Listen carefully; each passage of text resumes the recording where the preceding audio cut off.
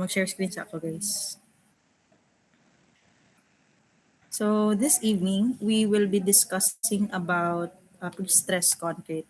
Can you please chat or send some reactions if you were able to undergo this topic or encounter this topic during your undergrad pa man mo? I mean, during your reinforced concrete class. So, were you able to experience or to encounter pre-stress concrete? So, I guess no, some of you, some might probably has not. So, that's fine. So, the lecture this evening is a bit simple naman. Simple ra, straightforward lang siya. So, once again, good evening. Guys, sulod mo ani nga link so that I'd be able to see your comments or your chika. Kaya naiuban sa inyo mauloman mo chat. So, okay, mag-start na ta. So, once again, I am going to be discussing in the second part of our lecture, which is, kung kaganiya si Engineer J-Boy discussed about steel design, I will now be discussing about reinforced concrete. And under the reinforced concrete, we have this pre-stressed concrete. So probably some of those students who were under me under reinforced concrete a year ago, no? Probably they have encountered this topic. So medyo similar lang yapon na tong discussion. But this is just a refresher sa inyuhang sa unang nga discussion. That was probably a year ago. So, hi. So, start na ta. Ano to?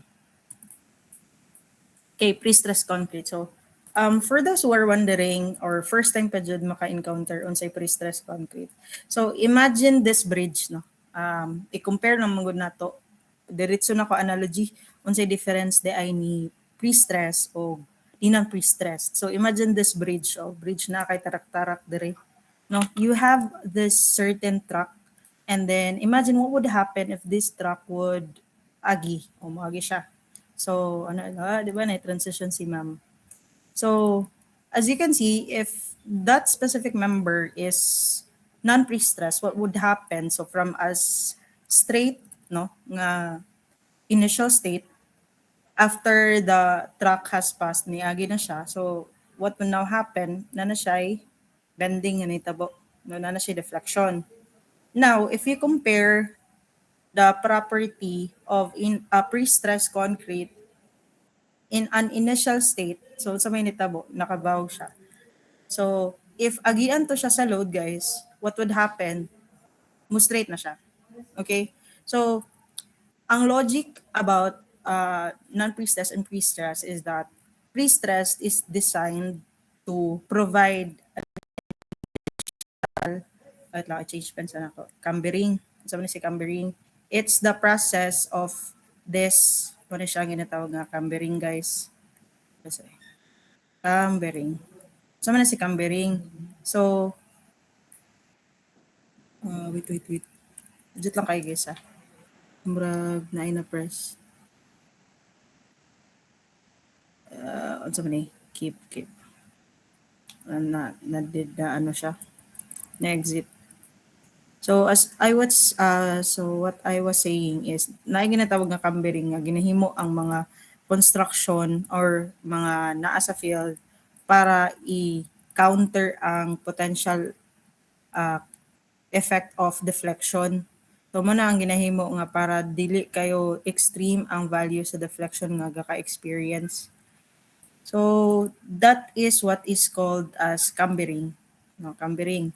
So again, that's cambering, and this process the change in the form is the deflection. So again, si cambering is ang process para i-counter niya si deflection. So para natin formal definition to what a pre-stress concrete is, so naapod ko gi-prepare diri nga straightforward lang nga definition sa pre-stress concrete. So pre-stress concrete, by the way, guys, is a construction technique used to overcome concrete's inherent weakness in tension. So we have already discussed this, no, tingali, no, you have already know this that yes, concrete is a great structural member in terms of its compression strength, pero pag abot niya sa tension, weak yung kayo siya. So through this pre-stressed concrete, it allows the concrete to bear a greater amount of tensile stresses. So thereby increasing its overall strength and durability. So in other words, pre-stressing the eye is involved in introducing internal stresses into a concrete element before it is subjected to external load. So as you can see, ang atong example for the external load is the moving load of the truck. So how do we do the pre-stressed concrete? So this is done by tensioning the steel reinforcement cables or the so-called tendons. No, probably inyong na-encounter lang no is the traditional rebar or the deformable rebar. So sa pre-stressed concrete, steel reinforcement na gyapon na itong gigamit, but the thing is ginatawag na siya nga tendons. So in the latter slides, I will be showing you some exact photos sa atong tendons. So this is not only limited to tendons but as well as wires or bars within the concrete before it hardens. So then when the concrete has cured and the tension on the reinforcement is released, the concrete compresses. So this compression counters the tensile stresses that will occur when the element is put into service. So that's the gist of what the pre-stress concrete is. So let us relate the principle of pre-stressing in a typical or daily activity na to nga gaka-observe. So asa din na to siya ma-observe. So the classic everyday example of pre-stressing is a row of books which can be lifted by squeezing the ends together. So anatay nako insert diri nga photo. So as you can see, there are hands. There are hands. Go man ako naikamot nga gitulod na ni diya, gitulod ni niya ang stack of books. So what would happen? It produces compression. But then, what if buyan ni niya, like, mulat go siya para sa pag-let go niya sa relationship ninyo? Charang. Anyway, so i-let go na niya, what would happen? The books will definitely fall. O ma-fall ka sa laing tawo. Right? Di ba? Or similar, good ang book, the fall. Tapos kamo po, gilat go na kaniya, so na-fall ka sa laing tawo. Di ba? So anyway, so how is this even possible or how do we relate this in pre-stressing? So the structural explanation is that ang row of books has definitely zero tensile capacity. Wala siya tension forces. Diba, how do we define tension? It's the ability to be pulled. Diba? Biraha ganit sulay na. Diba? Cohesion ang mga books, right? Because it's just they're stuck together because of the compression strength that was added because compress sila.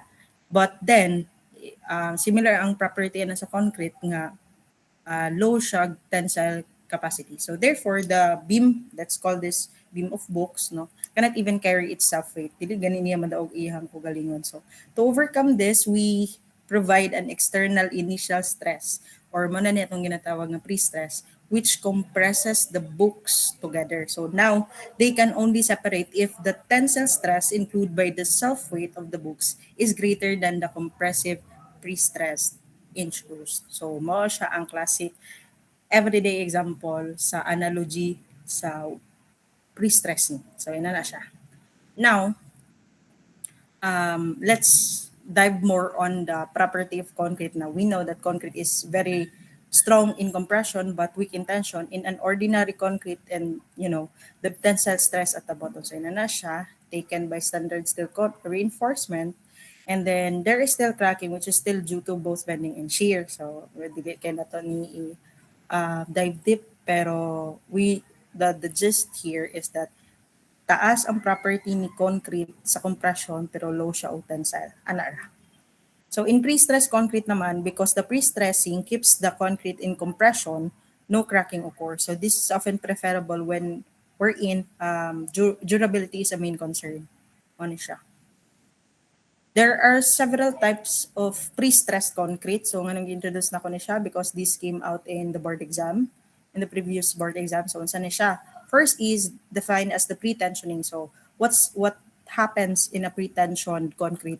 So in pre-tensioning, the steel tendons are stretched before the concrete is poured. So na ako gi-highlight dira nga keyword, the term before, because again, it is stretched before the concrete is even poured.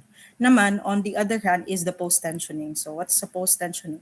Post-tensioning is where the steel tendons are stretched after the concrete is poured. So inana lang ka straightforward ang comparison between the pre-tensioning and the post-tensioning. So both of these questions or both of these concepts or objective questions came out in the board exam. So malay nyo, mabalik sa inyo na time. But this is just a basic example. So nasa yung mga photos nga gi-include para makita lang ninyo ang iyahang itsura, but we will not dwell on that more.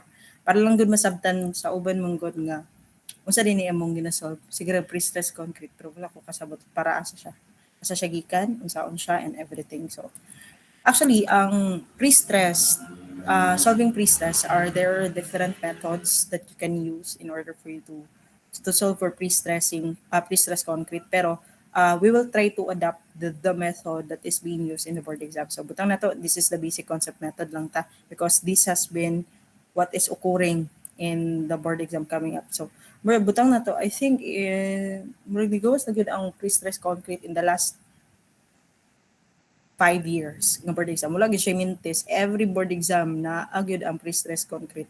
Na siya isa ka situation, duwa ka situation, ano lang siya. So dili gyud siya ma-zerohan nga magawas gyud always si pre-stress concrete. Anya ang katsada pag gyud ani pre-stress concrete ano lang kanang lahi lang ang pangitaon ba, like same rag diagram, same ra og values ug kanang na siya yung mga dimension, na siya eccentricity nga given and other properties, mga service loads and etc. Pero lahi lang ang pangitaon, pero murag similar concept lang ba. So kung ikaw nasabtan gyud nimo ayo ang pre-stress concrete, tsada kay nimo nga bonus na ba? Mura siya, yes, pre-stress concrete bonus na siya. So, I will be introducing you to the sign convention. So, of course, negative, this is indicating compression, and then positive if it's tension. So, I know you are all familiar with this positive bending kaning nag-smile, and then this is the frown, which is the negative bending or the camber. Now, of course, kung ma-observe gyud nato most of the time, mas magets gyud nato nga typically si pre-stress naka-camber or naka-negative bending. So, para recall lang sa katong mga nakalimot, basta gani timailah ninyo ani basta positive ang katong fiber is when it is being stressed. So naa siya sa kada bitong kung baba pa ni siya, kung smile pa ni siya, naa siya diri sa ubos. So kung naa siya sa taas, mo na siya ang compressive. So as you can see man god, if ato jung sabton this ang kaning analogy, ang property man god ani niya, di ba, naduot siya. So what is happening in the fiber, di ba, kabantay ka ani, di ba, naduot siya kay syempre kung wala mo koy papel diri gud oy. For example, if this is the murag linear lang, babi ana na ko ni siya. Bayan na. Kabantay ka diri nga portion niya is na compress, and then diri nga portion niya bottom part is na stretch. So that's why basta gani ang portion or ang fiber nga na stretch, that is considered as the positive or the positive tensile stress, or mao na din ni ang opposite niya nga fiber, which is the compressive. Pero when it is experiencing frown, so ni frown siya na.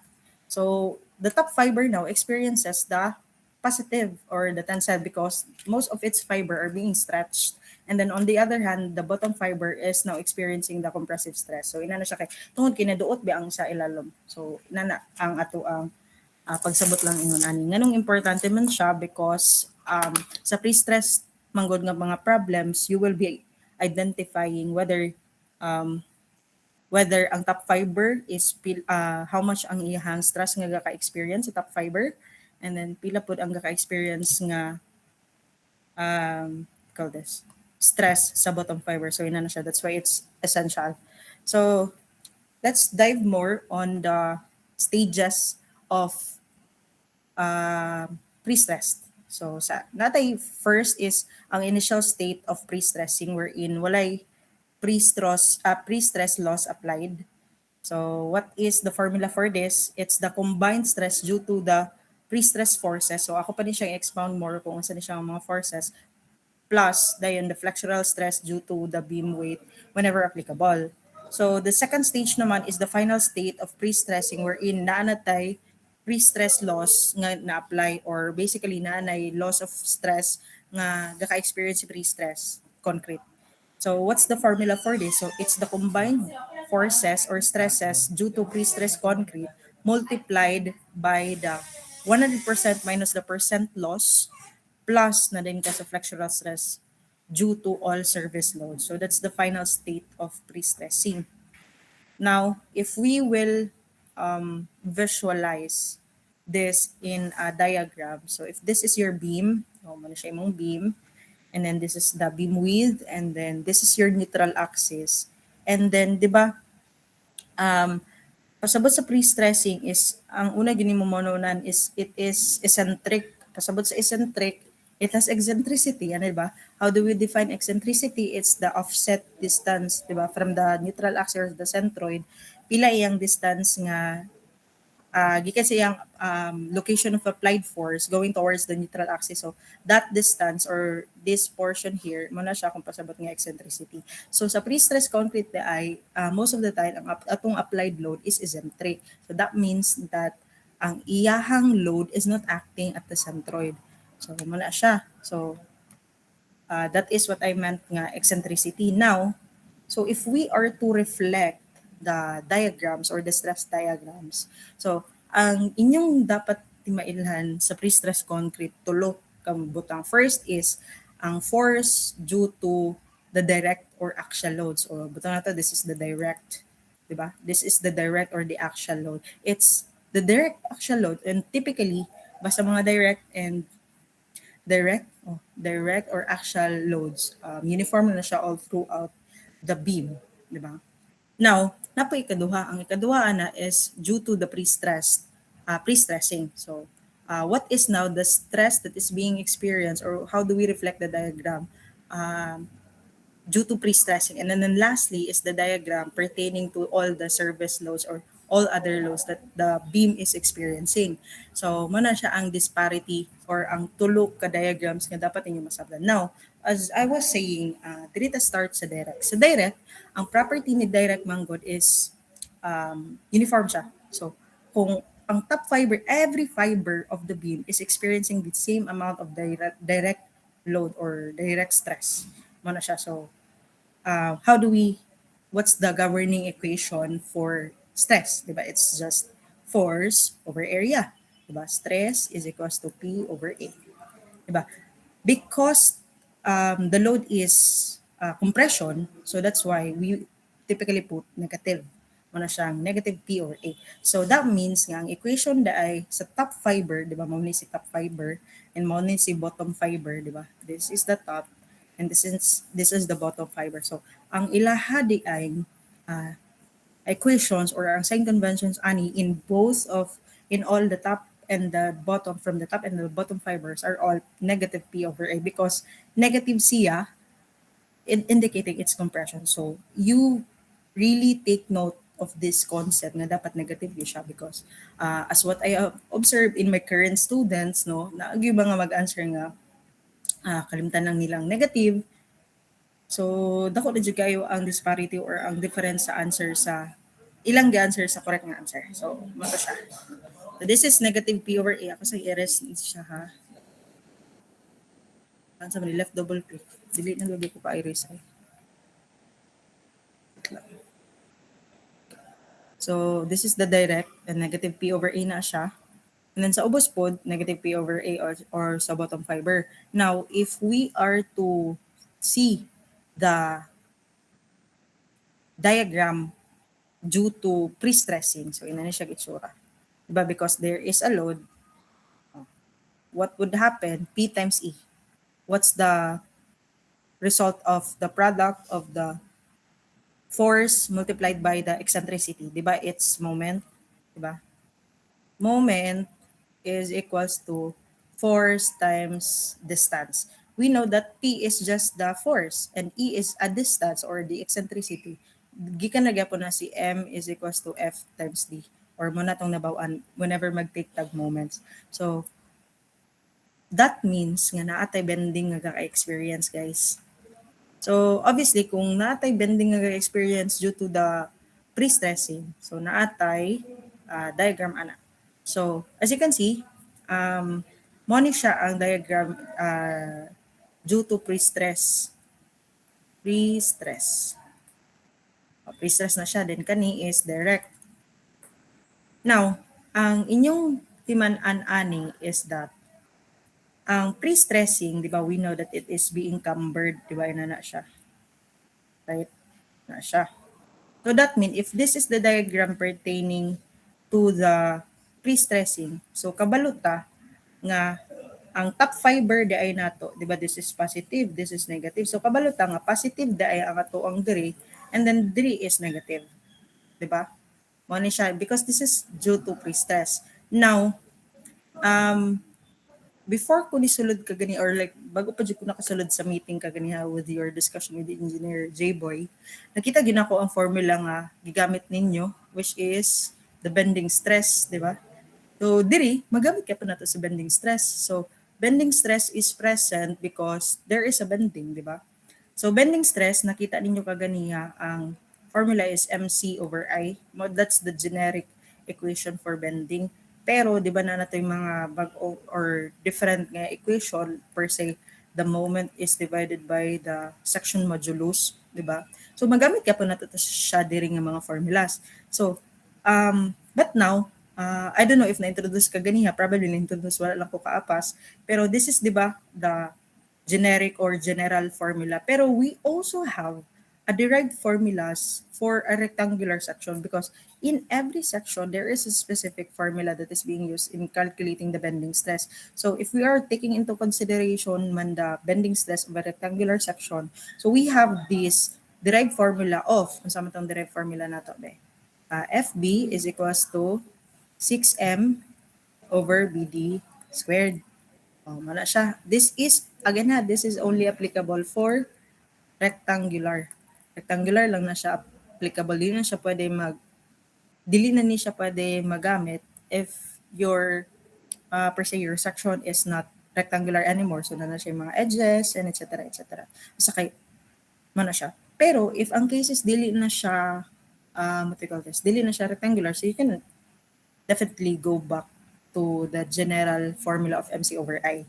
Pero going back, so as I was saying, since we know that this is a positive, so malamang this is, the top fiber is experiencing a positive tensile stress. So that's why the formula in the top fiber diri is 6M over BD squared.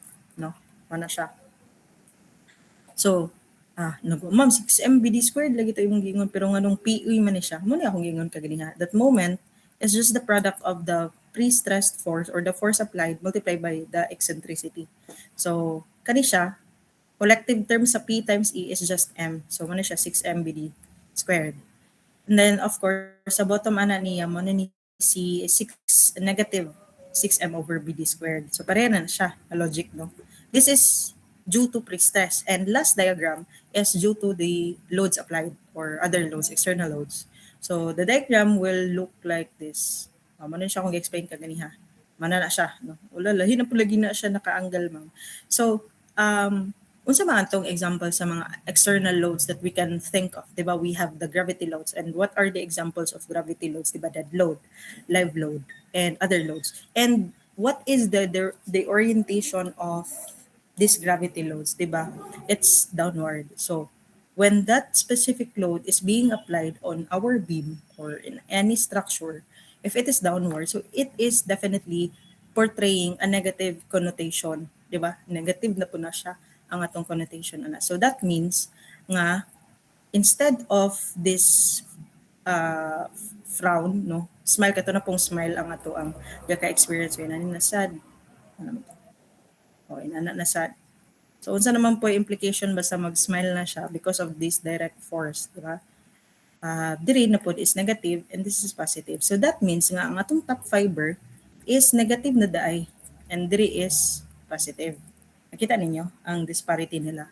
So same formula kay pareho naman na sila bending stress, no, but the thing is this is now due to external loads. So 6MBD squared and then 6MBD squared. So nganong lahi man na sila, pareho na sila kay gipakita lang nga there are other ways. I mean, this is the other formula nga M, then pwede po nga P over E. At P times E rather, ang moment.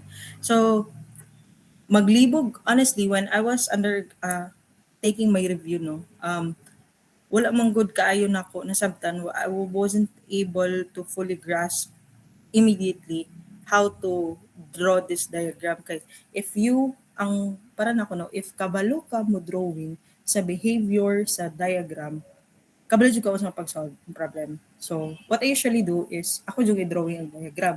So ako ti mailan ani before is mag-draw ko og vertical line kay maglibog manggug ko asa ko mag-start ani.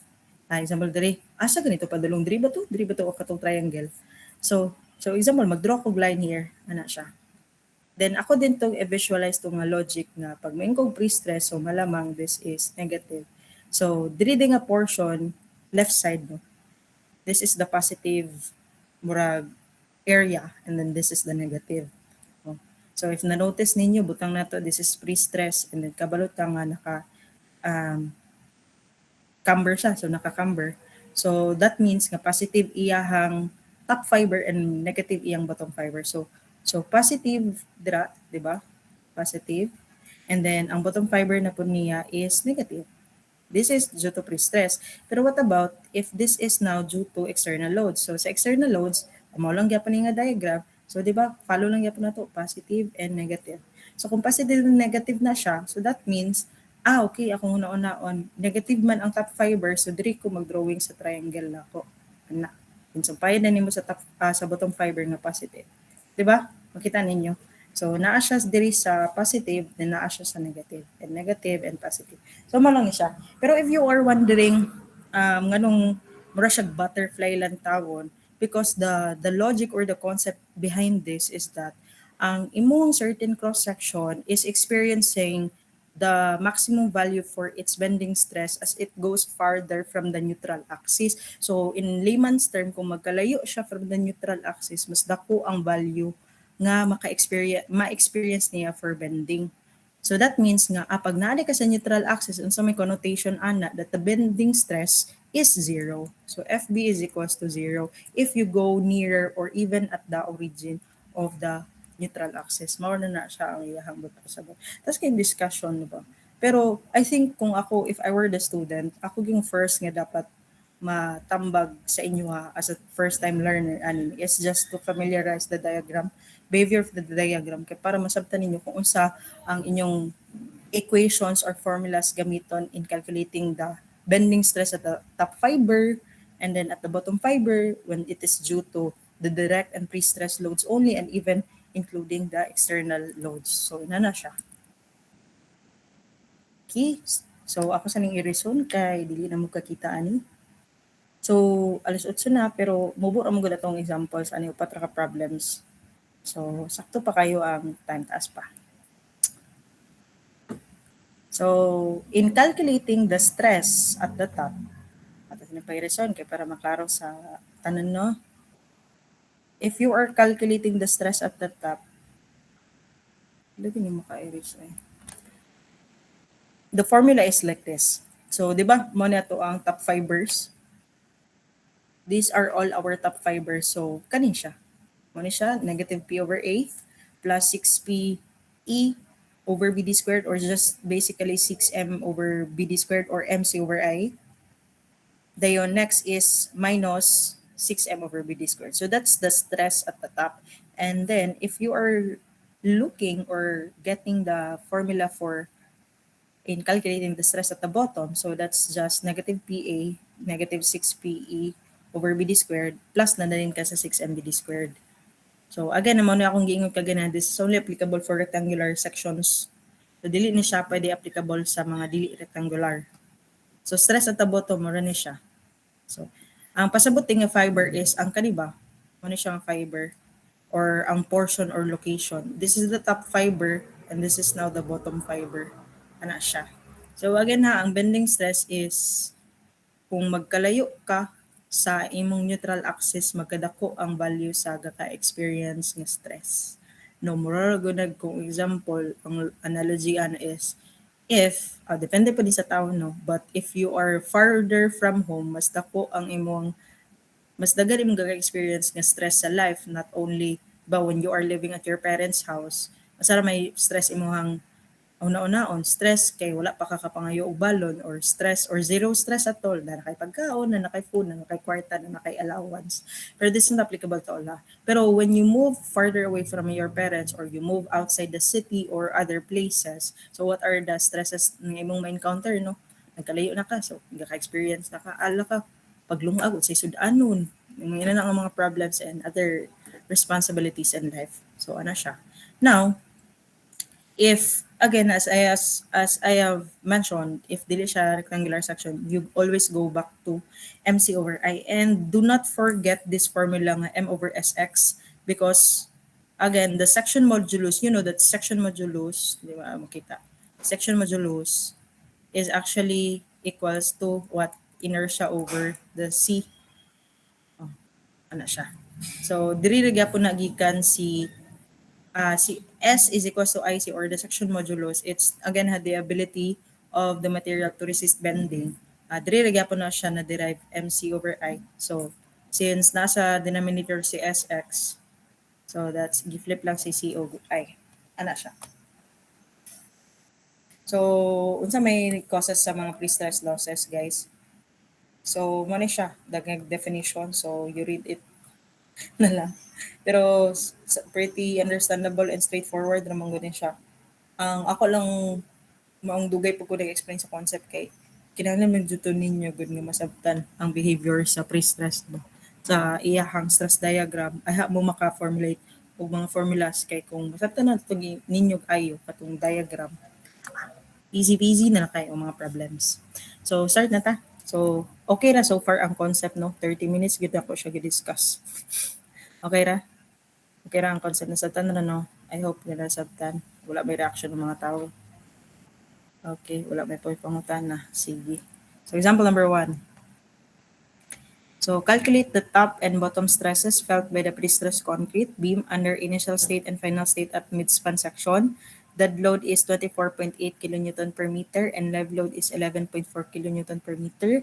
The pre-stressing force, or your P here, is 1,950 kN applied at 175 mm from the neutral axis. So assume 8% pre-stress loss, and specific gravity of concrete is 2.4.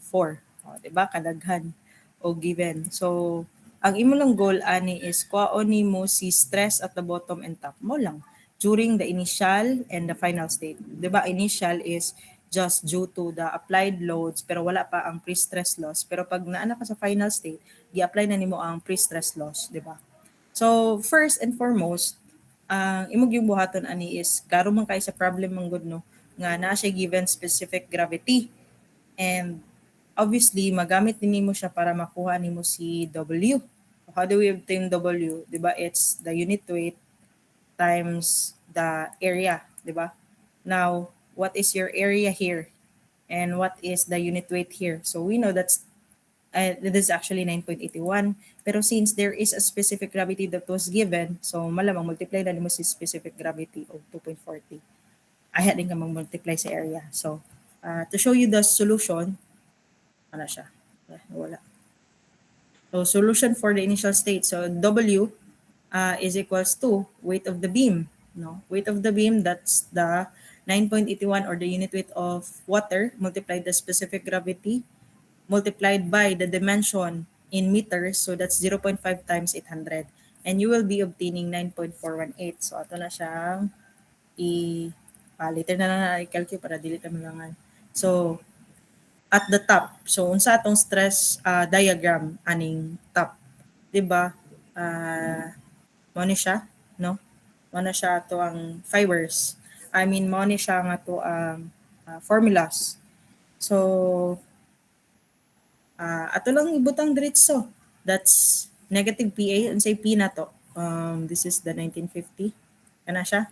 So always put negative, tapos P is 1950 because it is in KN. So ang imong buhaton ani is times 10 to the negative times 10 to the power of 3, or times 1,000 divided by area, or just the product of your base times height. So mo ni siya 1950 times 1,000 all over 500 times 800 plus 6PE over BD squared. So what's your P here? That's the 1950. how about your eccentricity? And given na the problem out, tanawa, the force is applied 175 mm from the neutral axis. But pasabot, that's the eccentricity. Mao din is eccentricity. So that's 6 times 1950 times 1,000 times 175 divided by 500 times 800 squared. Ano na siya? Ano na siya? Plus 6 times your P times your eccentricity times your B and then D squared. So lastly is this 6m over BD squared. So how do you calculate for moments? Muna ang siyang question. So, di ba since we already got the W, and now we know that in simply supported, ang given sa problem simply supported man, that the maximum moment in a simply supported beam is just WL squared over 8. Di ba? So, man siya. This is the uniform load. This is the length of the span of the beam divided by 8. So, recall lang nato to itong superposition ng mga formulas, guys. So, that's the M that is being calculated here. Now, unsa ni si E6? That's times 10 to the power of 6 para dili lang ko dagano git. Then divided by BD squared. 500 times 800 squared. So, actually, masolve na ni mo siya. Uy, nawala ko. Ay, dili day. Nara di ko. Niring good ang cellphone. Nara ko, guys. Wala ako nawala. Yes, ma'am. Okay, okay. Okay. So, ang katsada mo guna ng pre-stress is ang iyahang signs lang mag-differ, no? Like literal kung ipasolve ka sa bottom fiber, so ang signs ra ang mag-differ same ra og mga equations. So what I usually do is akong is save ang equation excluding the signs. So try na to solve ha. Try na to buhat na kay para straight lang ato ang pag-solve. So butang na to. I-save na to ni siya sa term A, sa letter A, letter B, and letter C. Ana lang. So this is 1950 tapos E3 divided by pilay area. 500 times 800. So, muna siya kung ginahimo ha. So, shift store A. So, what else? Excluding the signs na siya guys ha. Tapos, 6 MBD squared. So, that's 1950 again. Tapos, times 10 to the 3 times na pud ka sa eccentricity nga 175. And then that's 500 times 800 squared. So, muna siya pila man na shift star bigya po nato ni siya. Timan na lang nimo kung asa nimo gi-save. And then lastly, the last term, no. Kung himuon na is mo ra gyapon. That's 6 WL squared. So that's 9.418 times 10 to the power of 2 divided by 8. And then that's 6m. Don't forget to multiply it with times 10 to the power of 6. And then that's 500 times 800 squared. So, pila man siya? Shift store C. So, muna again ha, ang akong ginahimuan para mas paspas ko mag-solve. Imo siya siyang store sa tanan ABC, tas exclude sa nimo ang sign para maka-change ra ka later. So, di ba, na-solve na nato si F-top. So, kabaluman ta nga ang behavior niya is wait lang.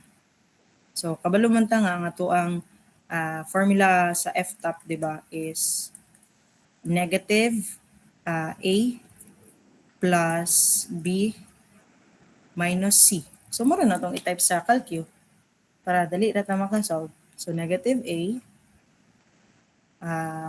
plus B minus C. Diba? Dapat same sila answer kay kung hindi na sila same, sayop. Sakto. So, example, if you notice, that's 0.684 pero nagbutang taog symbol here nga compression. Diba? Because it's indicating negative. Ina na lang. Okay.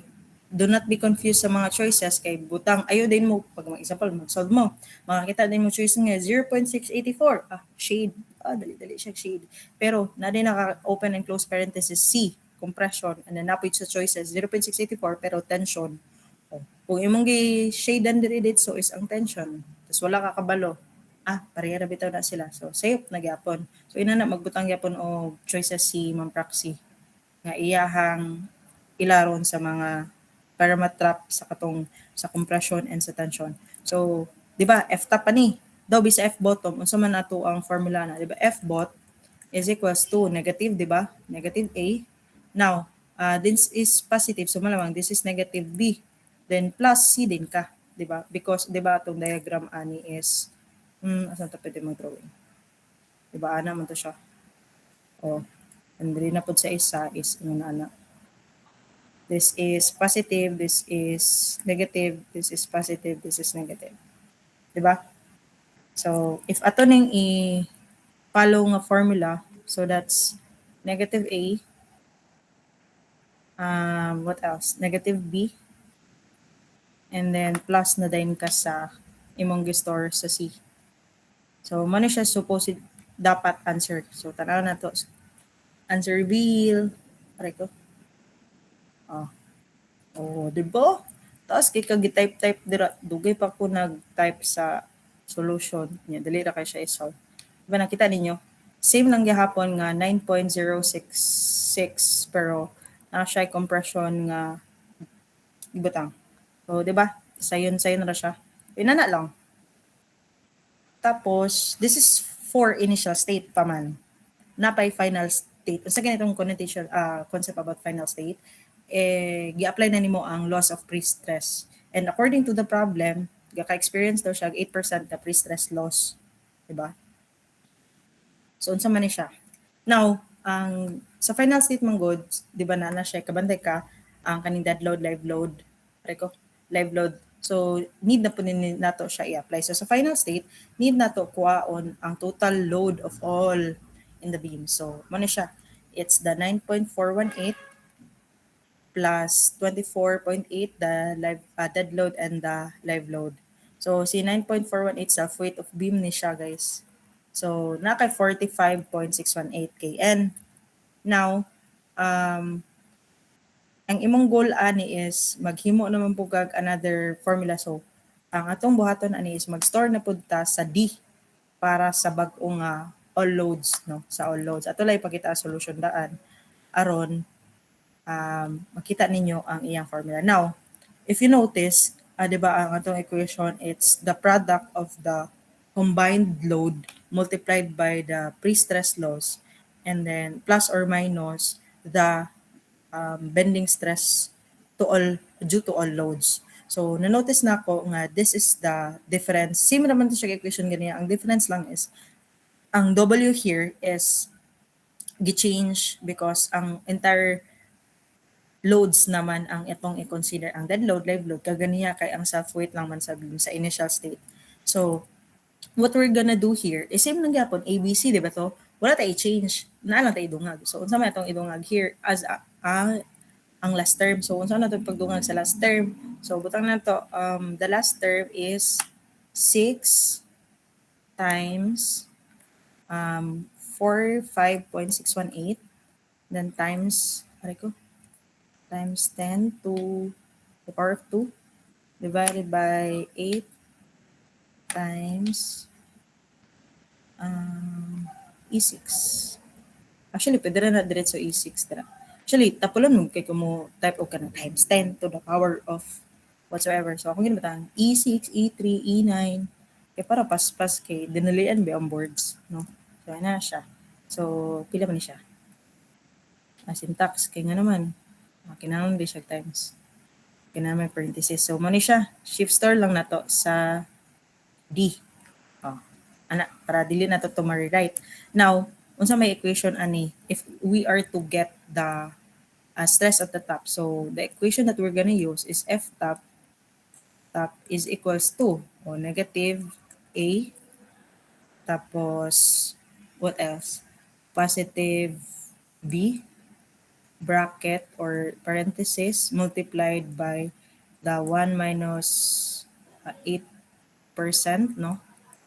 Plus, minus na ay, sorry, minus then ka sa D. So, muna siya to ang equation at the top. So, that is, parenthesis, take note kay product mangunin mo si loss, no? So, that's negative A plus B and B, recall B. And what else? 1 minus 8%. So if dili ka kabaloon sa on pag-convert or gagalibog pagka na raw, you type the press percent na siya. Tapos minus, di ba dili ko sa diagram naglantaw, D. Dapat same ni sila answer. Kaya kung dili, dakay na sa'yo. So example, the answer in our calculator is 9.29. So pila ka ang answer ni? So nakita? Kung kaunsa siya. So ang atong gidungag lang is ang kaning last term. And then nag-store lang ta. So, di ba, dali ra kayo? That's 9.29 C, compression. Right? So, ina na lang. Now, daw B sa top, sa bottom. So, unsa may formula itong gamiton sa bottom? It's the opposite. Di ba? F bot is equals to what? A negative man na always si due to direct load. Tapos kani, negative B. Tapos 1 minus 8%. So, kung minus to ko ganiya, plus na po diri. Di ba? So, ato i-kuan change atong calcu. So, sa ganito na nga change na rin nga sign. So, ang signs lang. This is the plus. And then, what else? Itong, kanina, there is sulod. Minus na siya. Minus. Oh. Dapat mo siya ang answer sa bottom fiber. Oh, tanaw na to sa next slide. Umaw ba yun? Oh. Oo, di ba? Parera answer, di ba? That's 0.30 or whatever floats your boat. Diba? That's a positive value, so that's tension. So ina na lang, nagets ninyo nga ang inyong goal lang is dapat makadrawing mo sa katong diagram and then you store the values excluding the signs and then kung ipahutan mo sa top, bottom, pwede ra mo mag-play along with the signs dayon. So ina na siya. Example number 1. So goods ra. Umana ta sa example number 1. 2 na ta. So same naman ang 2. Ang lahi na po lang ang scenario ani. So, muna siya ang mga values, taas kayo. Na siya beam, na siya length, na siya eccentricity. Now, ang difference niya, kung kaganiya is, ang gihatag is specific gravity, karon unit weight. So, unsa may formula na how to get the weight. So, di ba? Unit weight times the area. So, na naman tayo unit weight of concrete. So, automatically times area para po mo si weight. So, what else? More ang given. Determine the maximum tensile stress in the beam due to pre-stress force only. So, negative PA. Wala man po siya giingon if top or bottom, no? So, pero kung pre-stress, man good atong hisgutan, sige, property ng pre-stress, di ba? Kaya nga ani siya, ga-camber. Sorry. No? So, malamang, this is negative, this is positive. Di ba? So, let's find out. Then, what else? Maximum stress due to pre-stress pa to kaganiha. The pre-stress and the dead load. And then, what will be the additional concentrated load at the midspan so that there will be no tensile stress in the beam. So, let's see the solution. No? First question, determine the maximum tensile stress. Solution, guys. O, muna siyang diagram kung atong i-simplify ng words. And nalo siya eccentricity of 250, guys. So again, as I was saying, muna siya atong behavior. So negative bending, that's cambering. And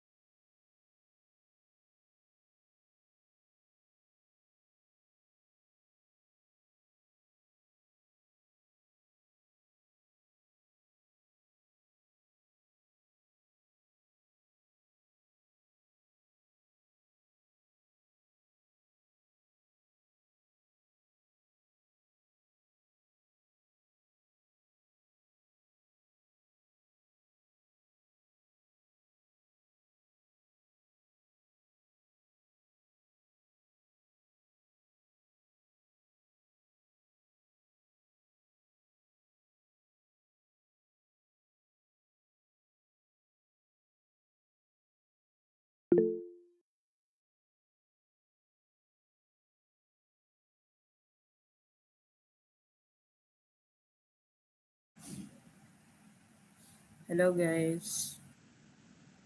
Oh, hindi pa gid ako makita. For a while lang guys ha. Example number 1 pa to. Number 2. 3 and 4. Pero actually same ra. Tingali. Hello guys. Sorry. Nag-change og wifi. Nawala. So, Kira, madunggan ako. Yes, ma'am. Okay, sorry kayo. Nag-change og wifi. Ni kalitra gapalo. Wait lang. I'll just share my screen. Don't worry, I have recording pero wala mo ko nagpadayon kay nakita man din ako diretso na wala ko sa meet. Can you now see my screen? Dito pa din.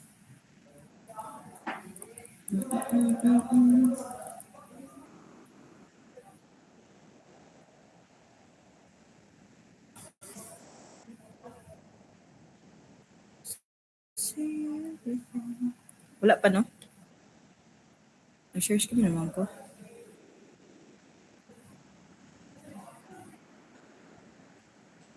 Kasi tangkay guys. Wala gid siya. Ano.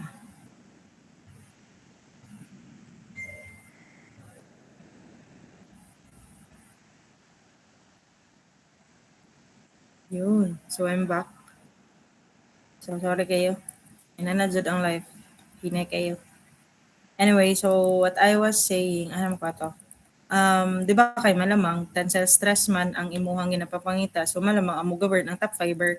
So again, ang issue mo guna ning board exam is langay-langayon gyud kang mampraksi nga ipatry nimo ang lain-lain nga mga problems. Pero if you know the concept nga kung ang gipangita is maximum tensile stress, so kabalo ka nga ang behavior is nakakamber and you know that the top fiber is where it experienced the maximum tensile stress. So you don't need to solve for the bottom. Ang imong isolve na lang matik is ang top fiber. So ano siya? So dili nga solution F-top ra gyud. Nganong F-top ra man because again, kung base lang nato sa concept nga atong hisgutan, ang gaka-experience of maximum tensile stress is ang top fiber. So no need to solve for the bottom fiber kay for sure ang mo govern is ang top fiber because ang question is maximum tensile stress man. So kabalo naman sa formula, negative PA, P over A, that's the 2,100 E3, 400 for the base, and then for the height, it's 750. Now, you have to add for the 6 MBD squared. Apo. Yes, ma'am. Thank you. Apo, ma'am. Katasan po. Bye, ma'am. Thank you. Okay, ma'am. Thank you. So, na si Ma'am Pris. So, asa naman to? So, that's negative P over A, tapos 6 MBD squared. So, ano? That's 6 times your P. Muna siya si P, guys. That's pre-stressing force times your eccentricity divided by the BD squared. So, na naka-answer dito. 7 MPa. Diba? Di na kayo kung mag-type-type pero example lang ito kaganiya. So, inanaan lang nyo buhatan. You can actually do that here. Para paspas inyong life. Diba? Next is, that's already for the first problem. Determine the maximum tensile stress. So, ano siya? Now, total load on the beam, naman siya maximum tensile stress due to the loads, di ba? Other loads. Bakit wala natin? Ano? Okay. So, that means, wala mo siya nga pre-stressing, wala gilimit to pre-stressing alone. So, dapat na nato i-take into consideration ng other ng mga loads. So, drawing na to si diagram here. And then, for the maximum tensile stress, try na to ang kuhaon ang load on the beam. Apil na iyahang self-weight and other loads that were applied. So, W is 24, or that's the unit weight of concrete, multiplied by the area. So, asagi ka ni si 0.4, that's 400. Pero in meters, and then 75, asagi ka 0.75, that's 750 in meters. So, you will be yielding to an answer of 7.2 kilonewton per meter. And then for the maximum moment, this is a simply supported, ma'am. So, malamang WL squared over 8. Right? Kuha na ninyo. Now, F-top na punta. So, So sa FTAP na solve naman nato si pre-stress, di ba? So ang last term na lang din natong i-consider. So that's 6 times, di ba? Na-solve naman nato C7 kaniya because that's due to kani daw siya monish C7. So dili na kinahanglan mag-solve outro kay na may 7 kaniya. So ang imo na lang idungag is kani siya, right? So that's 6 MBD squared. So that's 6 times 129.6 E6 all over 400 times 750 squared. So that would yield to an answer of 3.54 MPa. Now, for visualization purposes, ato gyapon i-solve si bottom, no? Kay kani dili na manggug ka diretso maka-conclude nga atap gyapon ang mo govern ana kay na may other loads nga applied or considered here, dili lang man kay ang due to pre-stressing. So nata kabalo kung unsay form sa iyahang concave down ba siya or concave up ana na. So F bottom naman on the other hand is negative PA, P over A, so that's 2,100 times 1,000 divided by BH, so that's 400 times 750. Next is 6 MBD or 6 PE over BD squared. So negative 6 times P. This is your P, and this is the eccentricity that I'm talking about, then BD squared. And then lastly is this term. So that's positive 61296 times 10,000 all over 400 times 750 squared. So na kay may yield nga answer 17.54. And now, if you are talking about nganong kani siyang ni-govern, so ang logic yapon na ni same naman sa akong i-explain before bitaw guys. Same sa akong i-explain before nga ang top fiber is makakaya lang og 3.54. And ang bottom fiber, mas dako iyang makaya at 17.54 because typically absolute manggod. Now, if pangutan-on ka, what's the maximum tensile stress? So, syempre, dito ka sa mas lower value because dili na makaya ang 17.54 ni top fiber because again, iyang limit ra is 3.54. So, that's why mo na siya ang maximum tensile and the answer.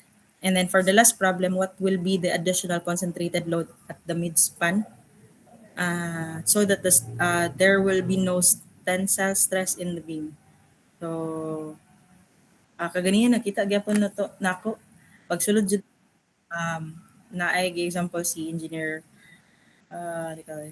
J-Boy.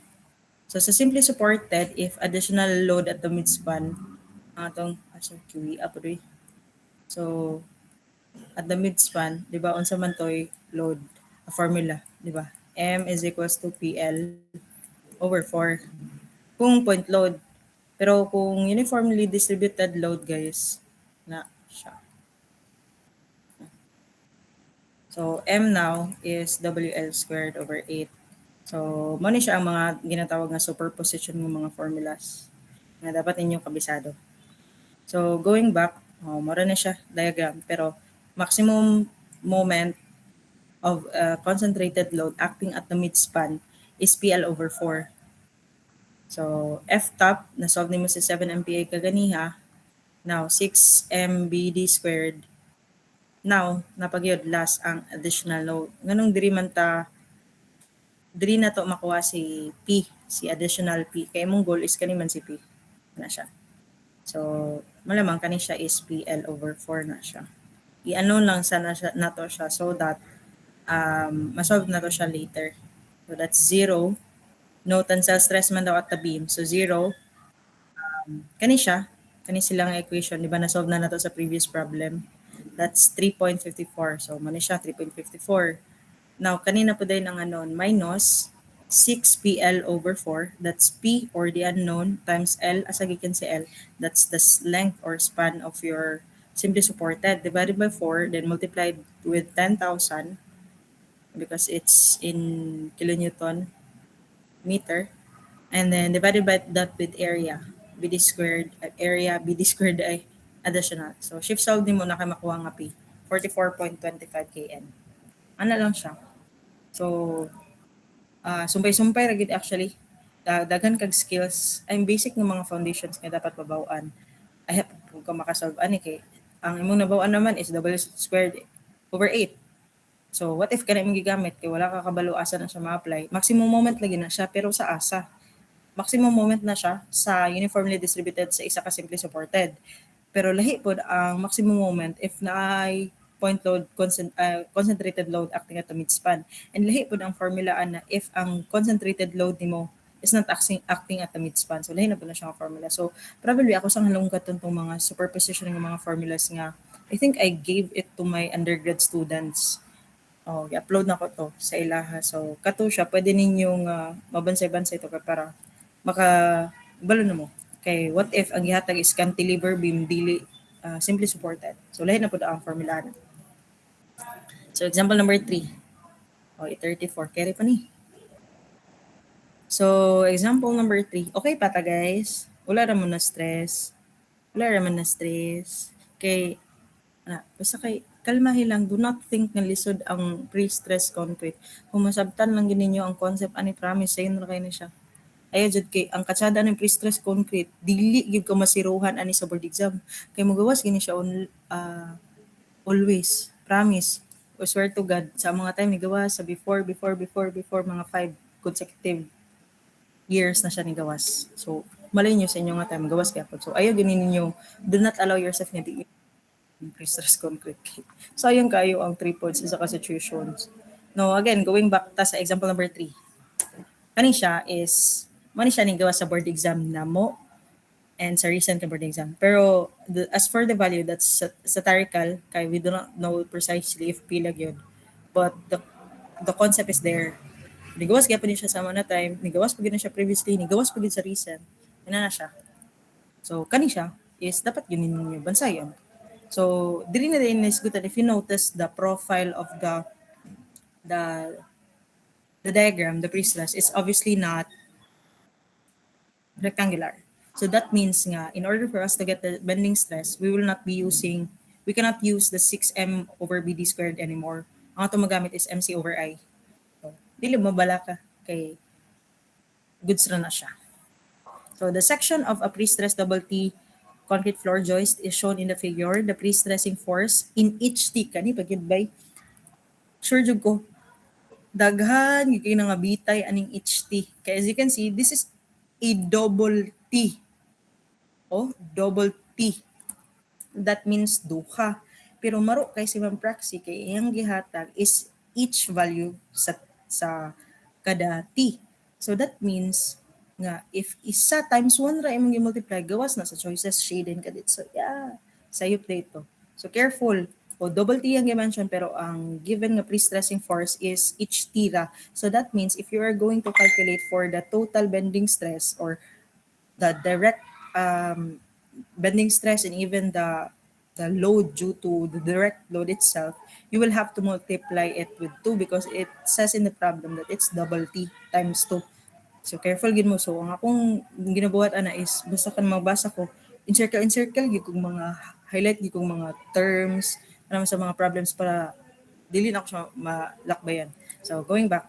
So unit weight na siya gihatag, simple span L, the properties are given. So naa kay BF nga 2.5 m, na kay area nga 220,000 mm squared and moment of inertia of 1890 times 10 to the power of 6 mm to the power of 4. Then service loads nga given and then na mga dimensions. So in this problem, malamang dili given sa eccentricity because in this problem, this is the neutral axis. So kani siya nga distance, mao ni si eccentricity. Kay definition, eccentricity is the distance from the applied load going towards your neutral axis. So wala may gihatag eccentricity direct pero ma-obtain ra nimo siya kay kung naa kay Y2 which is 270, Y3 dayon nga 75. Kung pila na siya, mo ni si eccentricity. Pila na siya. Then, imong isolve ani is initial stress at the bottom fibers due to pre-stressing force alone. Bottom fibers gihapon due to service load and pre-stress. Now, take note, there is a pre-stress loss that is being considered which is 20%. And then calculate the additional load that the floor could carry so that the stress at the bottom fibers at midspan is 0. So, start sa first problem. Given na to ang mga values. So, ito sa ipang plug, di ba, mo na yung ingon. 270 minus 75, that's 195. So, this is what is used for the eccentricity. Kung imong gigamit 270 or 75, wa gyud pahak gyud kabay. Piti gyud. Sayop gyud kay dapat kabalo ko sa definition sa eccentricity. So, determine the initial stress at the bottom fibers due to pre-stressing alone. So, kung pre-stressing alone, di ba, ano siya, what else? Ang diagram, di ba, pre-stressing is like that.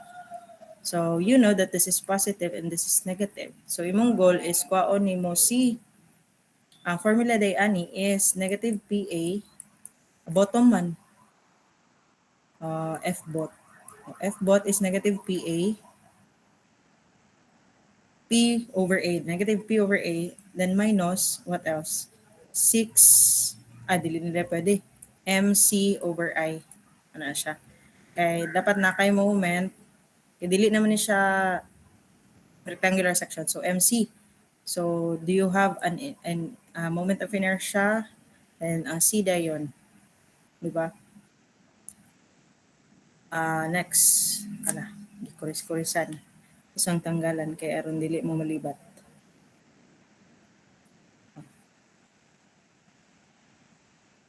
So F bot, the force or the stress at the bottom is obtained as negative P over A, MC over I.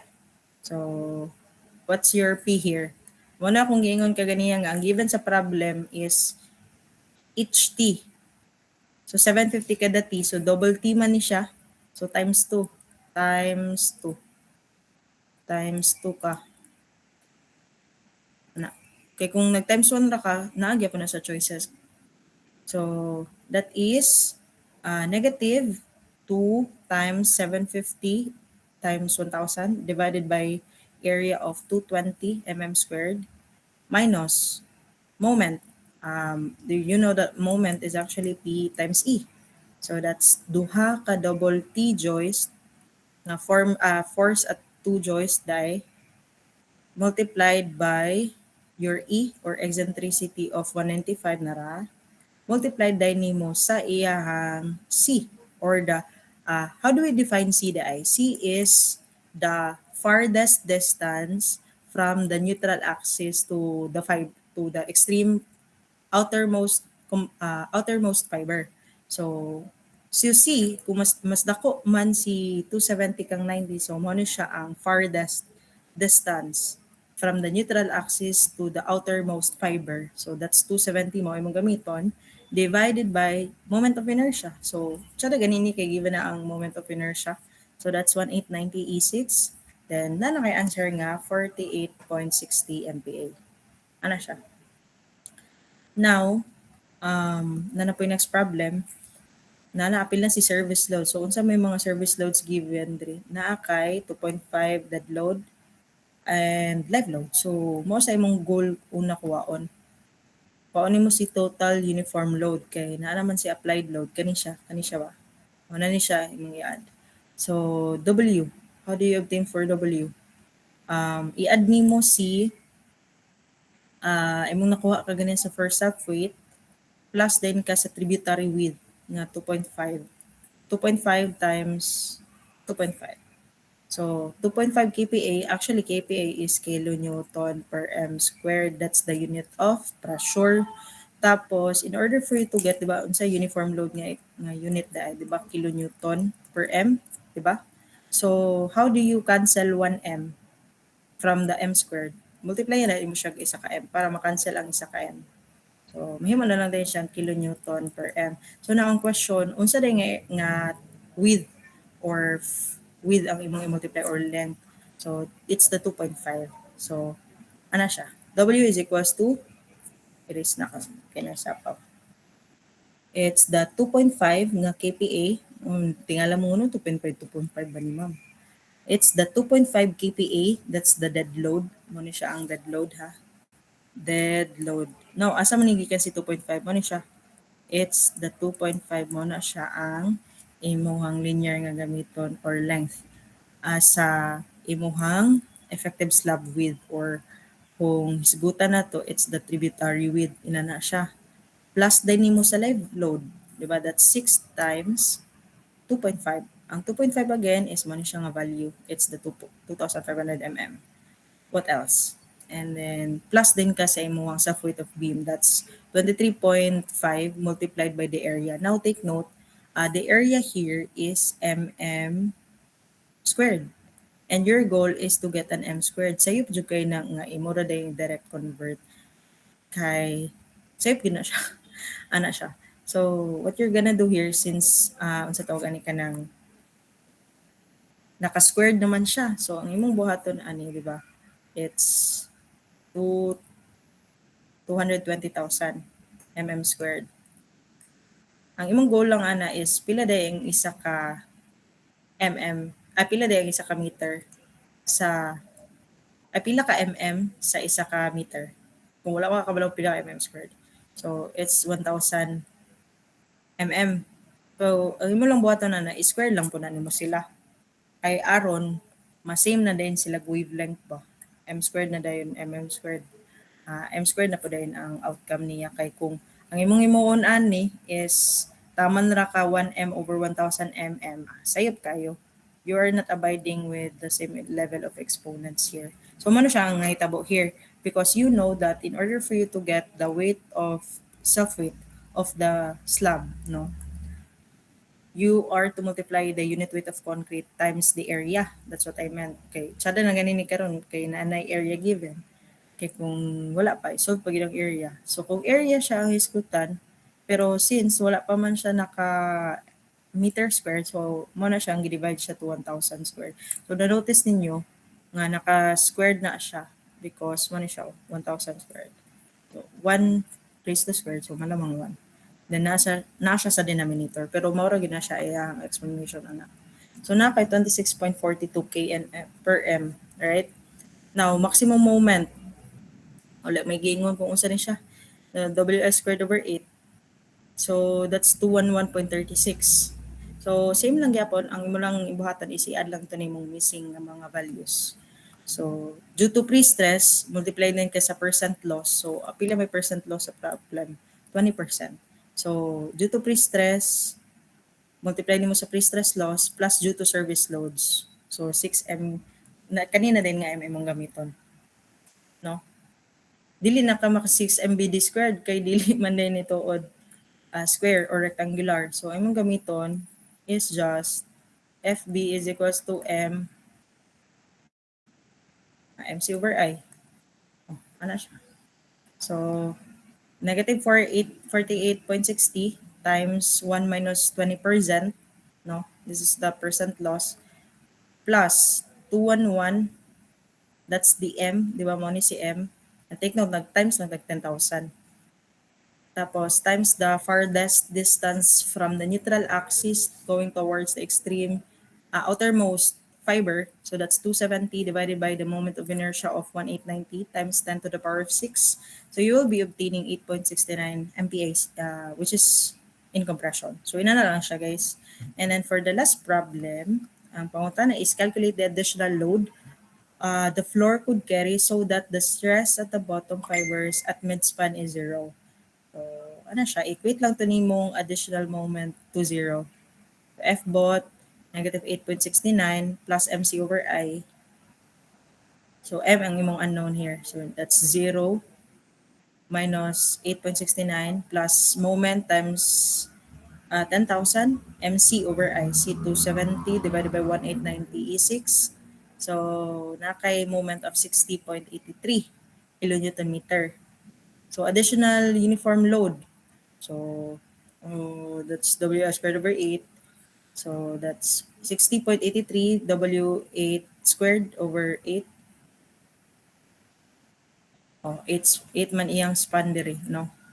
Now, if iman siyang shift solve, sa unit ana, that's 7.60 kilonewton per m. Pero take note, the problem specifically states nga additional load in kPa. So what's kPa, by the way? It's pressure. No, pressure na siya.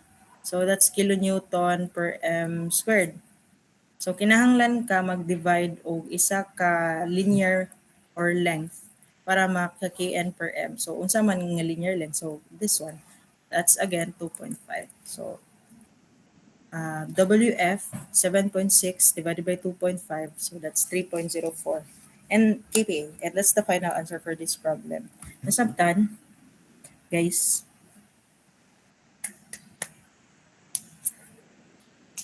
Sabtan. Oh, last na nga problem. Example number 4. So kaganiya na natay beam na naray slab. Okay. Ay, wala pa dito slab. Joist pa dito kaganiya. Karon slab. So lahi na po ang mga given ani, no? Ang given na po na ani niya is na siya span, na siya pre-stress loss, na siya dimension, that's the length and then the thickness of the slab. Now take note na natay given nga area and we also have a given for a section modulus. So again, how do we define section modulus? It's the ability of the material to resist bending. Okay. So mas dako ang section modulus mas better. So na siya mga given other loads, and then na po siya allowable stresses at service loads, which is in tension and then in compression. So in compression, negative.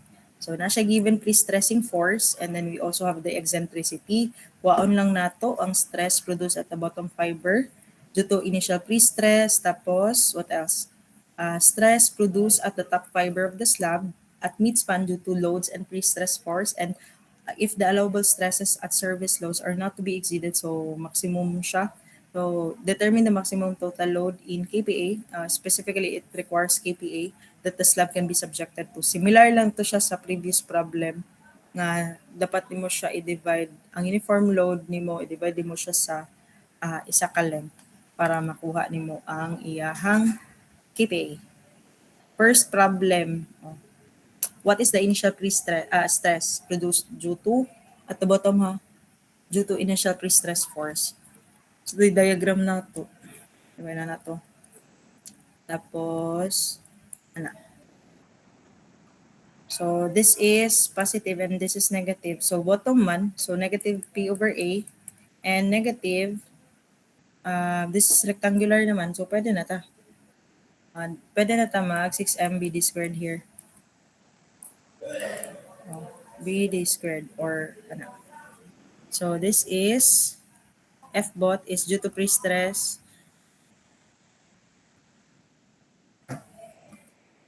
So that's negative 970 E3 divided by area, as given sa area. Given in the problem na raday. Para siya. Plus MC over I. So pwede ra po now, ang naalang sa equation ri MC over I, then anapod ko, pwede ra actually nga 6MBD squared. Pero ang gigamit diri sa problem, dili kato nga mga formulas. So FB is equals to M over S. Or this is the bending stress is equals to the moment divided by your section modulus. So if we go back to how was this arrived, di ba MC over I na siya? And you know that section modulus is actually I over C. That's the inverse, di ba, reciprocal. So technically, ang formula day ana is FB is equals to M over I over C. So if mo na siyang i-simplify, that's gonna be M over C, M times C over I. So dara na siya gikan. So since naman ta given sa problem ang God nga section modulus, so we can directly use this equation. So which is mo na ni siya. Naningala mo. So diri gyud pa na siya gikan. So that's negative 17.91 MPa. So yun na siya. Kasi yan, straightforward lang kayo, di ba? Ayun, what else? What is the stress produced at the top fiber of the slab at midspan due to the loads and pre-stressing force? Loads and pre-stressing force. So we are now to take into consideration these loads. So, ano siya? Pre-stress loss plus minus at the top fiber man daw. So, ano siya? Formula PE M over S raya po na siya. Maximum moment, guys. Before ta maka-maximum moment, dapat na nato again i-take into consideration ng mga loads. Now, since these values are in kPa, or in other words, that's kilonewton per m squared, kinahanglan ta mag-multiply og isa ka M para ma-uniformly distributed load siya, which is in the unit of kilonewton per M. Now, ang question, unsa man dahil nga length atong i-multiply, kani siya nga value, which is gonna be around 1.5 meters if you convert that to meters. So, mano siya, 2.7 kPa times the 1.5 meters plus 2 na superimpose that load multiplied by the length of 1.5 m plus 2.9, which is the live load, mo siya si live load, tapos multiplied by 1.5, and then you will be getting a uniformly distributed load of 11.4 kN per m. Now, since wala man gingon diri sa problem, na day, simply supported, so that's automatically WL squared over 8. So that's 11.4 times the span of 10 divided by 8, and then that's 142.5. So F-top, so kanilang siya, ng mga values.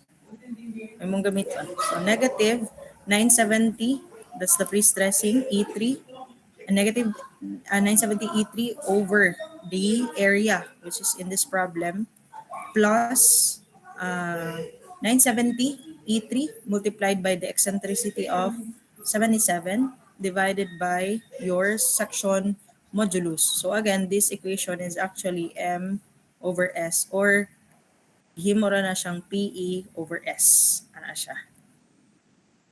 Then take note, naka-bracket siya kay multiply pa na siya nimo sa percent loss, which is in this problem 15%. So 1 minus 0.15. Then due to service loads, so that's gonna be M over S gihapon. So 142.5 E6 divided by 6.8, which is again this one, section modulus. So you will be getting negative 17.51 MPa. And then last.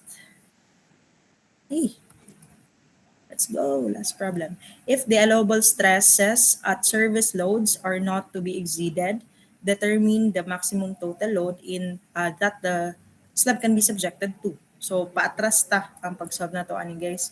So mo na siya.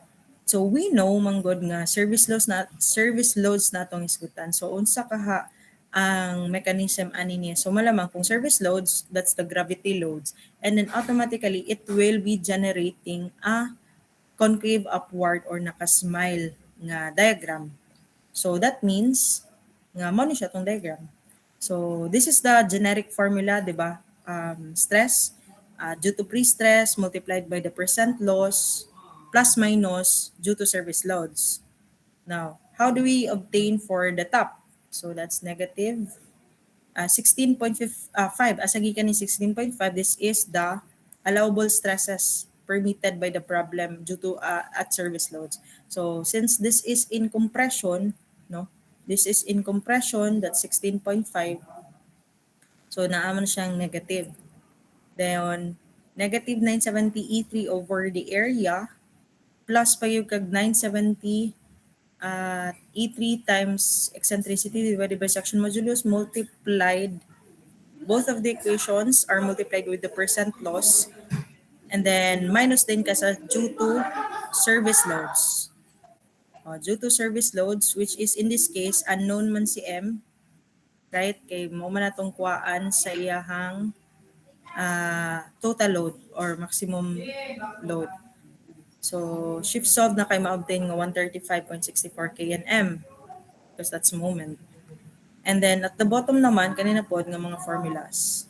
Pero take note, 2.2 lang atong gamitan tension. And then in this case, this is now positive because this is tension.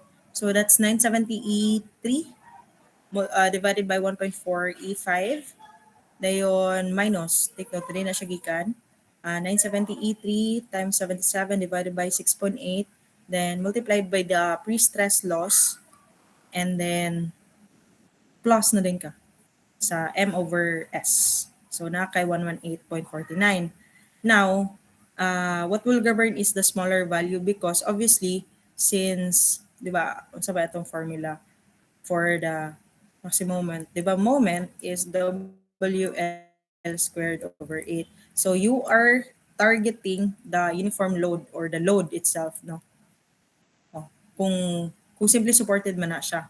the WI squared over 8. Now, you notice that the moment is directly proportional to the uniformly distributed load. So that means if ang imong goal is gamay nga value for the W, so malamang ang katong gamay nga value ang mo govern or imuhang pilion. Ano siya. So, mora ni siya. And then, WS squared over 8, that's 118.49 WF times 10 or the span. Ano siya nga span, guys? 10 squared over 8 and then simplify, that's 9.44792. Now divide that with this value, which is 1.5 meters, in order for you to get a unit in kPa, because kani siya nga value is in kilonewton meter, and then divide nimo na siya meter, so may mo na siyang kPa. So final answer is 6.32 kPa, and that's already the final answer. So good sira. And then these are the passwords for the materials that I have uploaded. So if you are going to check it right now, naka-upload na ko kaganiha. So okay ra ta, guys? Naka-screenshot na mo? Okay na? So what's pa ba? So before mag-end akong presentation, I will be leaving you with this image. So the first try will always suck. So, nag-post na kog results sa inyong week 1 assessment last Tuesday. So, I know that some of you might have felt disappointed, a little bit disappointed with their results because you were kind of expecting greater score. Pero always know that every one of us, kanang inyong nailahan ako, mga lecturers ninyo, mga instructors ninyo, all those top-notchers, all those lecturers, definitely has tried to be a beginner. So you are in your position right now is mao na ang position sa una sa katong mga nag-excel. So if you constantly dwell on the past nga lo gamay kay kog score, and then next assessment din ako muto nga kay gamay gyapon na, so how would you know that you have improved, diba? So, mo lang ginaingon nga, you'll never know what you can do until you try. So, try lang try. Week 1, ang score is, butang nato, 15, di ba? Pagka week 2, ni kalitra siya 20, so that's already improving. So, please accept the fact, or ayaw ka ninyo, do not be disheartened nga. Gamay inyong score sa assessment. So, next assessment, bawi lang. Ano siya? Okay, para consistent inyong effort. So, if you can see, first try and then next try, is dapat mas mag-push pa mo more effort if you wanted a better result. Ayun na lang siya. So, I think that ends my presentation for this evening. So, do you have any questions? Kalma. Wala may nag-comment, kalma lang. So, wala may questions, ma'am.